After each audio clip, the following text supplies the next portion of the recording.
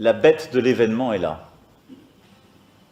Et elle arrive. Je crois que notre génération doit savoir que la bête de l'événement est là. Et elle arrive. Je crois que notre génération doit savoir que la bête de l'événement est là. Et elle arrive.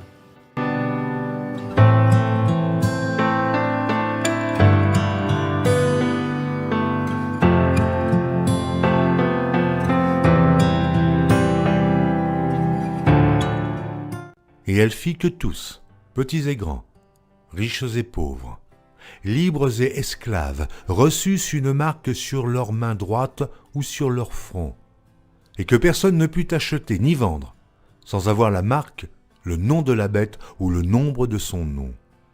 C'est ici la sagesse. Que celui qui a de l'intelligence calcule le nombre de la bête, car c'est un nombre d'hommes, et son nombre est 666.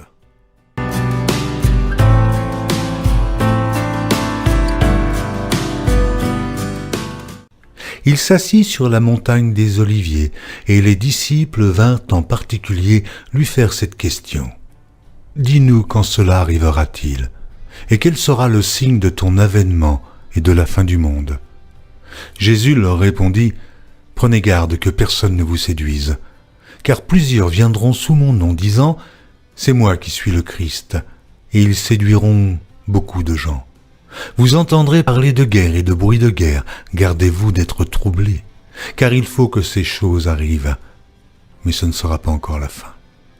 Une nation s'élèvera contre une nation, et un royaume contre un royaume, et il y aura en divers lieux des famines et des tremblements de terre. Tout cela ne sera que le commencement des douleurs. Alors, on vous livrera au tourment, et l'on vous fera mourir, et vous serez haïs de toutes les nations à cause de mon nom. Alors, aussi, plusieurs succomberont, et ils se trahiront, se haïront les uns les autres. Plusieurs faux prophètes s'élèveront, et ils séduiront beaucoup de gens. Et, parce que l'iniquité se sera accrue, la charité du plus grand nombre se refroidira. Mais celui qui persévérera jusqu'à la fin sera sauvé. Cette bonne nouvelle du royaume sera prêchée dans le monde entier pour servir de témoignage à toutes les nations. Alors viendra la fin. Car alors, la détresse sera si grande qu'il n'y en a point eu de pareil depuis le commencement du monde jusqu'à présent et qu'il n'y en aura jamais. Et, si ces jours n'étaient abrégés, personne ne serait sauvé. Mais, à cause des élus, ces jours seront abrégés. Aussitôt après ces jours de détresse, le soleil s'obscurcira, la lune ne donnera plus sa lumière, les étoiles tomberont du ciel et les puissances des cieux seront ébranlées. Alors, le signe du Fils de l'homme paraîtra dans le ciel, toutes les tribus de la terre se lamenteront et elles verront le Fils de l'homme venant sur les nuées du ciel avec puissance et une grande gloire. Il enverra ses anges avec la trompette retentissante et ils rassembleront ses élus des quatre vents depuis une extrémité des cieux jusqu'à l'autre. Instruisez-vous par une comparaison tirée du figuier. Dès que ses branches deviennent tendres et que les feuilles poussent, vous connaissez que l'été est proche.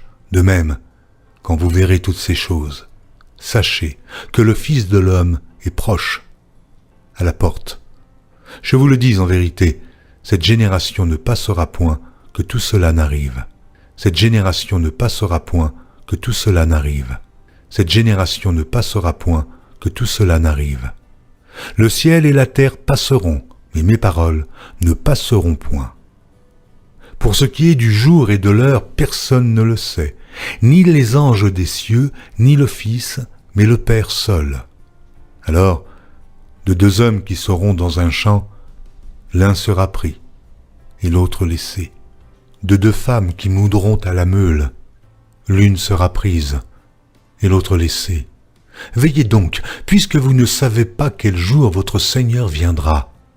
Sachez-le bien, si le maître de la maison savait à quelle veille de la nuit le voleur doit venir, il veillerait et ne laisserait pas percer sa maison.